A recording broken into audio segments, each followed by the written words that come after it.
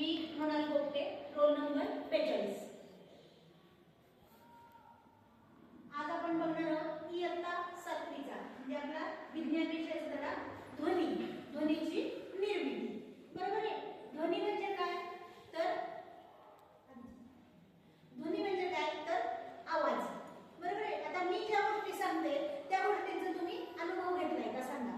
टाळ्या वाजवल्या, वाजवून बघा काय झालं, आवाज आला. ठीक आहे. एखादं भांड, घरातलं कोणतंही एखादं भांड किंवा धातूची वस्तू वरून खाली फेकायची, काय होतं, आवाज होतो आणि कंपन तयार होतो. आवाज होतो. ठीक आहे. त्यानंतर वीज चमकली, काय होतं, आवाज येतो. वीज चमकल्यावर आवाज येतो. फटाके फुटले तरी सुद्धा काय होतं, आवाज येतो. यामध्ये काय आपण मागच्या वर्षी बघितलं की एखाद्या वस्तूच्या कंपनामुळे ध्वनीची निर्मिती होते. बरोबर आहे. एखादी वस्तू जर कंप पावत असेल तर काय होती, ध्वनीची निर्मिती होती. मग आता मला सांगा, फटाके फुटणे, वीज चमकणे, मग या वेळेस कंपने कशी जाणवतात. टाळ्या वाजवताना आपल्याला कंपने जाणवतील. बरोबर आहे. घंटा वाजवताना घंटेची कंपने जो वाजवतोय त्याला जाणवतात. पण फटाके फुटणे किंवा वीज चमकणे इथे कंपने कशी जाणवतात, का होतच नाहीत कंपने तयार. काय वाटतं तुम्हाला. बरोबर आहे. तर कंपने तयार होतात पण ती आपल्याला जाणवत नाही. मग आपल्याला आवाज कसा सुरू ऐकायला येतो, तर हवेतल्या सूक्ष्म लहरींवर किंवा हवेबरोबर तो आवाज आपल्याला जाणवतो. म्हणजेच हा ध्वनी आहे तो हवेतून प्रसार करतो. बरोबर आहे. हवेतून आपल्याला ऐकू येतो. म्हणजे कंपने येतात पण ती हवेत मार्फत आपल्याला येतात. म्हणजे आपण ती कंपनी जाणवत नाही पण ती हवेवर येतात. नेक्स्ट, तर ध्वनी काय, ध्वनी हा ऊर्जेचा प्रकार आहे आणि ध्वनी तरंगांच्या स्वरूपात प्रवास करतो. म्हणजेच काय, तुम्ही एखाद्या तळ्यात किंवा नदीच्या पात्रात दगड टाकून बघितलाय का. नदीच्या पाण्यात दगड टाकलाय, काय होतं, लहरी गोल गोल लहरी तयार होतात. बरोबर आहे. आणि त्या लहरी कुठे जातात, किनाऱ्याकडे जायचा प्रयत्न करतात. बरोबर आहे. यालाच काय म्हणायचं, तर याला तरंग म्हणायचं.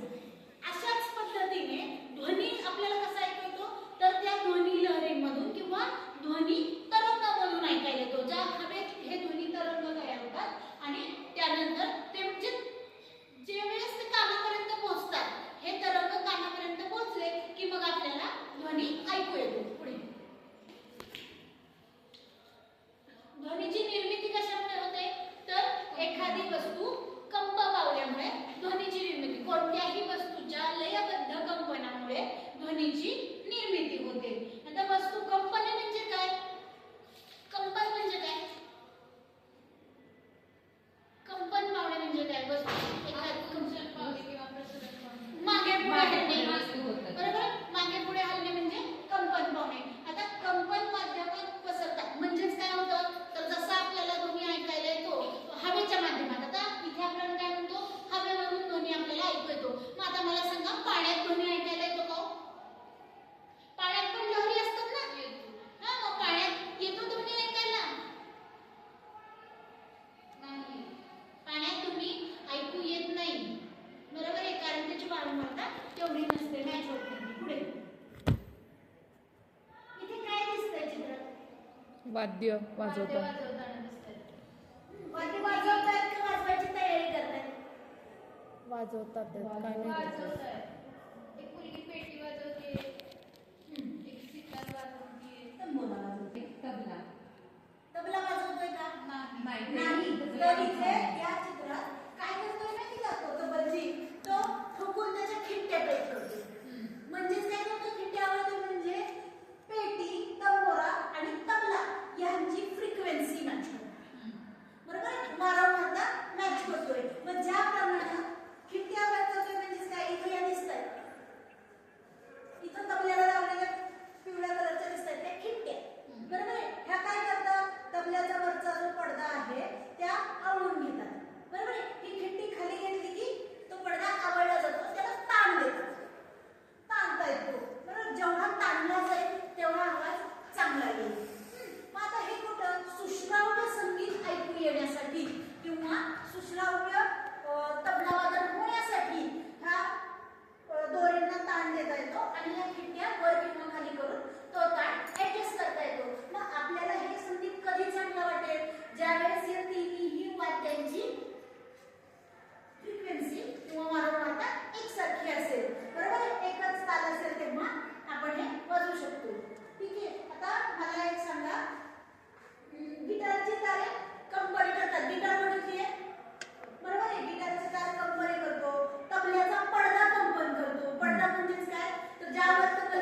आवाज असतो येतो. तबला.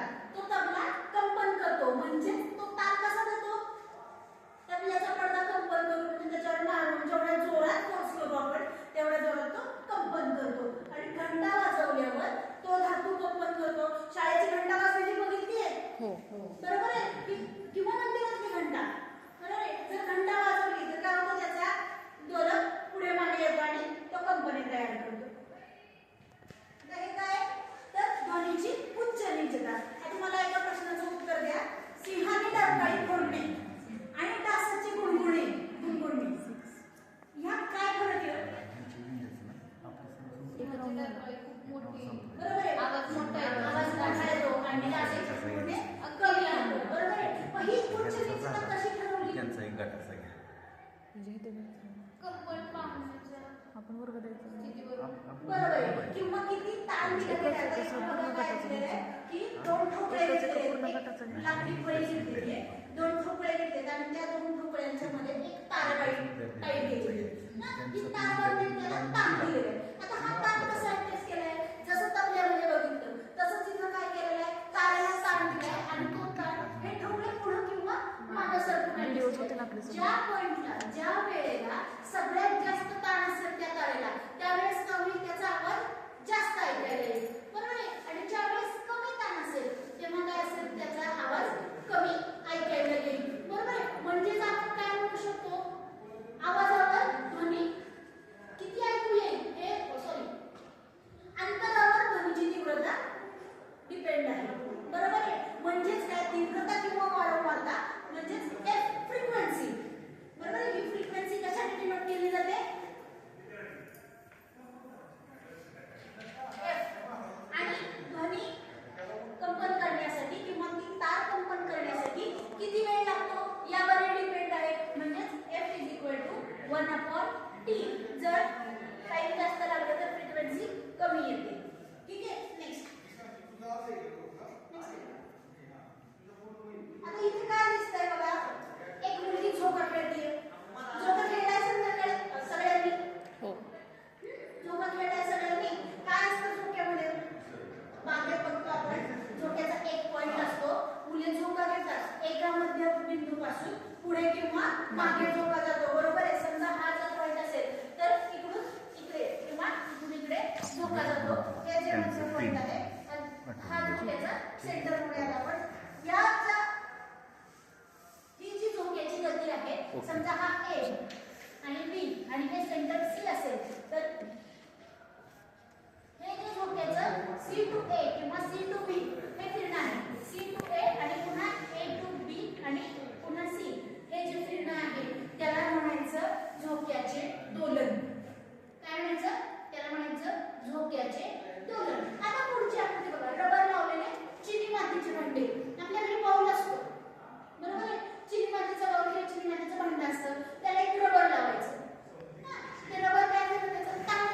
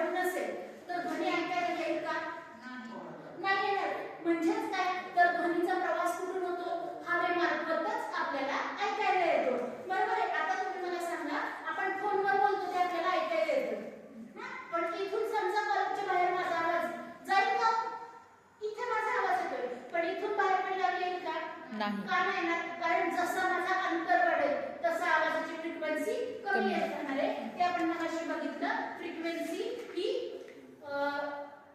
वेळेच्या किंवा डिस्टन्सच्या इन्व्हर्सली प्रोपोर्शनल आहे. नंतर ध्वनीचे गुणधर्म आवाज वेगळा करतात. ध्वनीचे वेगवेगळे गुणधर्म ते आपण पुढच्या ह्याच्यात बघूया. पुढच्या लेक्चरला ध्वनीचे गुणधर्म बघूया. तर आता मला सांगा, आपण ध्वनीची निर्मिती बघितली. तुम्हाला हे माहिती आहे का की ध्वनीचं युनिट काय आहे? ध्वनी कशात मोजतात? फ्रिक्वेन्सी. डेसिबल. बरोबर. ध्वनी हा डेसिबल मध्ये मोजला जातो. मला आता ध्वनी कुठे ऐकायला येतो आपल्याला हे सांगू शकाल? बरोबर. जिथे जिथे माध्यम आहे तिथे तिथे कोणत्याही याला ध्वनी ऐकायला येतो. पाण्यात ध्वनी ऐकू येत नाही. म्हणूनच जर पाण्यातल्या प्राण्यांचे वगैरे आवाज येत नाहीत आपल्याला ऐकायला, जसं आपण लांब असू तसं ध्वनी कमी कमी ऐकायला येईल.